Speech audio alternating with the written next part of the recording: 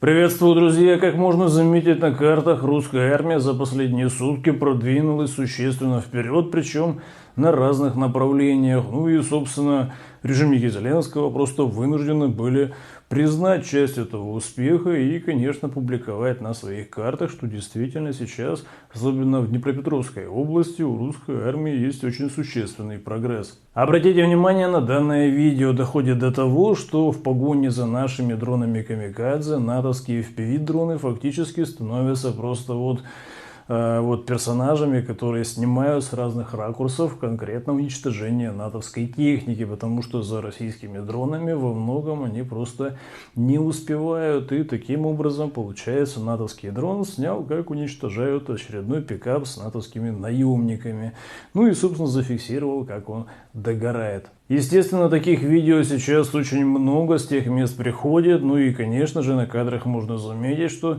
очень много различных бронемашин и танков, и БМП попадают под удар нашей авиации и систем РСЗО, и, конечно же, дронов камикадзе. Ну и, собственно, можно заметить, что ВКС РФ, кстати, сегодня очень жестко накрыло склад серьезных боеприпасов в Дружковке. Вот он возле линии фронта находится, и, судя по всему, попали туда, куда надо, потому что там стоял очень серьезный после, собственно, прилета пожар, и, конечно же, вся эта история попала на видео. Но, конечно же, не только в Дружковку прилетали авиабомбы от ВКС РФ, потому что позиций натовских наемников по линии фронта очень много, и поэтому доставалось также очень многим. И на кадрах можно заметить, как происходят, собственно, остальные прилеты, и можно обратить внимание, как просто кладут авиабомбы за авиабомбой, ну и, естественно, кладут четко в цель, прямо по укрепрайонам, которые там понастроили. Из интересного можно отметить, что вчера уничтожен очередной истребитель Су-27 натовской ЧВК ВСУ вместе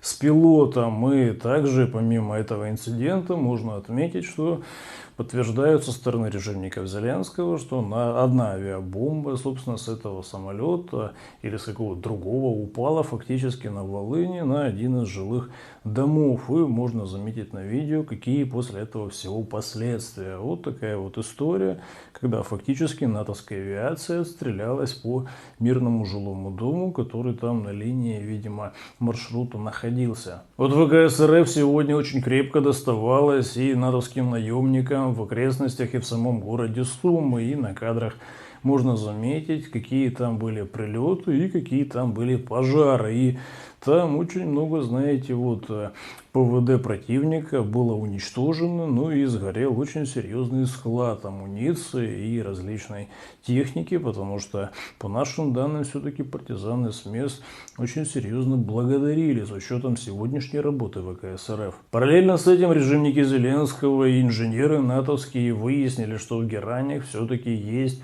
встроенные камеры и, конечно же, необходимые модемы для того, чтобы делать такую меш-сеть, и по этой сети эти дроны могут спокойно себе лететь, отрабатывать по целям и корректировать. Дроны камикадзе Герань могут не только по спутниковым координатам и по защищенному каналу, а также с помощью оператора и видеосигнала, который поступает этому оператору.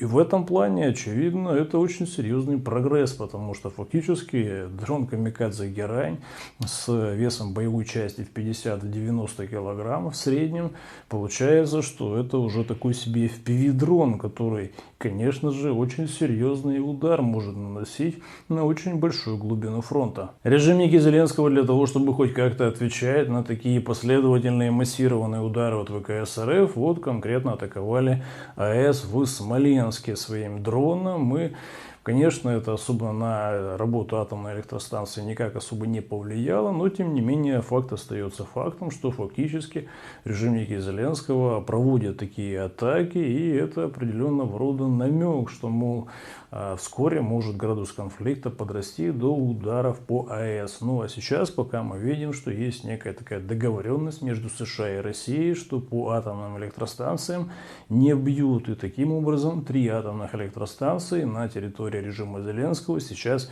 не трогают. Ну и это, судя по всему, ненадолго. Натовский ВПК сейчас передает режиму Зеленского очень компактные мини-реактивные двигатели, которые, конечно же, в крупноузловой сборке заворачивают различные дроны камикадзе и, конечно же, с помощью натовских различных плат, систем контроля и спутниковой навигации наводят на объекты на территории Российской Федерации. Конечно же, градус конфликта, судя по всему, будет расти, потому что, конечно же, появление большого количества реактивных дронов у натовской ЧВК ВСУ – это очень серьезный вызов для нашей российской ПВО. При этом режимники Зеленского уже, можно отметить, проложили железную дорогу в Ужгород, и эту работу они проводили буквально несколько лет, и не случайно, потому что, конечно, как мы знаем, по всей Украине там советская колея определенного, собственно, размера, ну а европейская, она уже, и таким образом получается, чтобы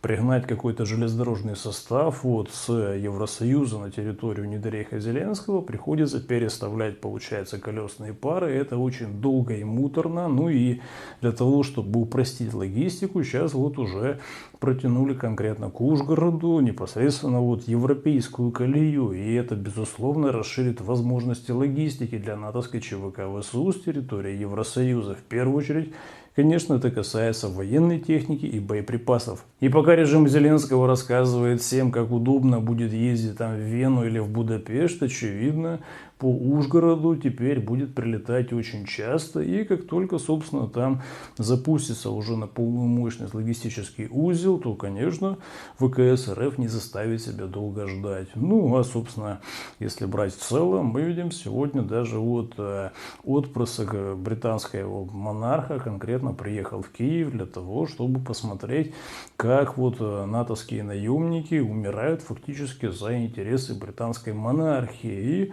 проинспектировал и режимников Зеленского, и натовских наемников в этом плане. А на международной арене США решили стать неким таким флагманом для того, чтобы убедить страны Евросоюза, что нужно против Китая и против Индии вводить вторичные пошлины, различные санкции и так далее. И, конечно, эти все процессы очень выгодны США, потому что если так и случится, тогда, получается, США просто будут продавать свою нефть и газ втридорого странам Евросоюза. Ну и, конечно, страны ЕС от этого, мягко говоря, не в восторге, поэтому сейчас там идут очень серьезные кулуарные переговоры.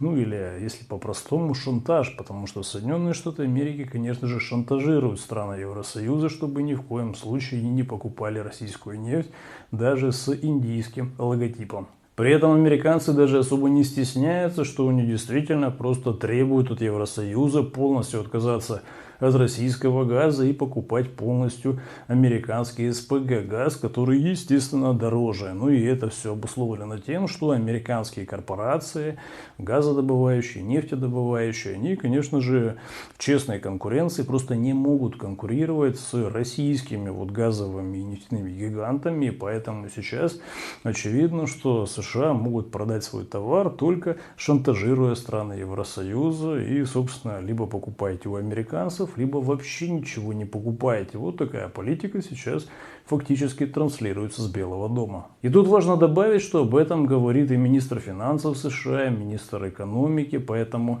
здесь это, можно даже сказать, определенная угроза странам Евросоюза, потому что если, собственно, не будете покупать американский газ так добровольно, тогда, собственно, будут последствия. Ну, а последствия, как мы знаем, американцы уже обозначали. Они взорвали газопроводы Северный поток-1 и 2. Ну и, конечно же, продолжение подобной риторики – это прямой намек на то, что Соединенные Штаты Америки просто угрожают подорвать турецкий поток, потому что это газопровод, по которому сейчас очень много газа поступает в Европу. И, конечно же, конкурировать с ценой и качеством этого газа американцы не намерены. Поэтому сейчас это уже предмет на самом-то деле именно шантажа, причем не только России, а и стран Евросоюза. Мол, если сами не откажетесь, мы, собственно, взорвем просто газопровод. Для того, чтобы угрозы оказались мощными, мы видим, что США уже вовсю испытывают и показывают даже в хорошем разрешении свой новый бомбардировщик стратегический Б-21, который должен прийти на замену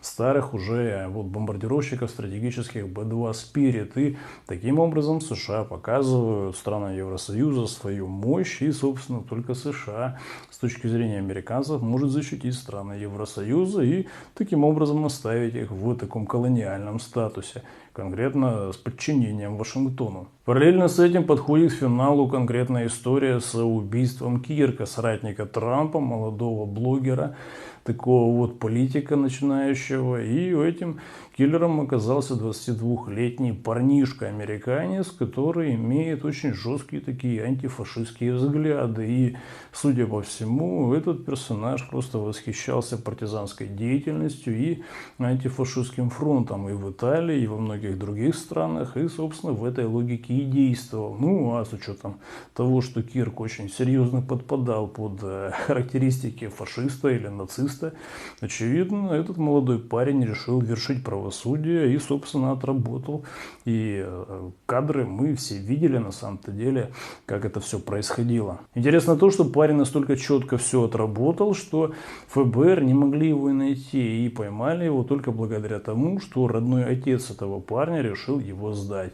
И таким образом просто блокировал его действия по, собственно, залеганию на дно. И таким образом мы видим, что такая история себе Павлик Морозов, только наоборот. Ну а вот над Беларусью начинают сгущаться американские тучи, причем очень и очень ласково, потому что вчера прилетел в Беларусь спецпредставитель США от Трампа и привез конкретно даже письмо, в котором Трамп Лукашенко поздравил с днем рождения. Помимо этого, Лукашенко также Трамп подарил золотые запонки с изображением своей резиденции в Вашингтоне. Но и это не все, потому что, конечно, вот уже американцы даже сняли свои санкции с компании Белавия для того, чтобы, так сказать, уважить президента Беларуси. И такие вот реверансы, конечно же, делаются не случайно. И очевидно, что США пытаются показать, что США это, знаете, такая хорошая альтернатива Российской Федерации. И нужно только предать, и тогда, собственно, могут быть разные варианты, могут быть даже вот отменены санкции Евросоюза. А для Беларуси это также вот очень важно с учетом экономических параметров и прочего. И на этом США пытаются играть. Несложно догадаться, что стоит Александру Григорьевичу как-то отвлечься или поверить все-таки хотя бы там на 1% США, то ему, естественно, при удобном случае ударят в спину, причем максимально жестко, и история Каддафи тут не даст соврать, потому что Каддафи допустил эту ошибку и начал воспринимать бешеных собак англосаксов как вот своих неких друзей, ну и закончилось это все в 2011 году известно чем. Ну и здесь мы видим, что США действуют также с точки зрения хороший полицейский, плохой полицейский, и вот Польша в качестве плохого полицейского уже сегодня, 12 числа, полностью закрыла свои все границы и теперь блокирует грузоперевозки и пассажиропоток конкретно через польско-белорусскую границу. Это очень больно бьет по Белоруссии, по белорусской экономике, и таким образом США вроде как и идет навстречу, ну а с другой стороны максимально жестко бьет конкретно со стороны Польши. Но в недорейхе Зеленского ситуация продолжает деградировать, и там различные чиновники и различные деятели начинают требовать, что нужно детей готовить к повинности в натовскую ЧВК ВСУ прямо чуть ли не с детского сада, и чтобы как только они школу закончили, уже, знаете, им дорога была заказана в ЧВК ВСУ для того, чтобы умирать за интересы США, Британии и других стран. Примечательно, правда, что у всех этих персонажей, которые все это призывают и организовывают, у них как раз по иронии судьбы конкретно семьи за границей, а конкретно и в Лондоне, и в Соединенных Штатах Америки. Поэтому, когда, собственно, местные журналисты начали разбираться, собственно, кто это призывает конкретно там со школьной парты готовить в натовскую ЧВК ВСУ, оказалось, что все эти персонажи очень серьезно аффилированы с западными странами, и их семьи давным-давно живут там. На этом, друзья, у меня все. Выводы, конечно, делайте сами. А также не забывайте подписываться ко мне на телеграм-канал, потому что там всегда больше интересного, нежели в видеоформате. Ссылка находится по традиции, конечно же, в описании под этим видео. Также там будет уже и ссылка на канал в национальном российском мессенджере Мах.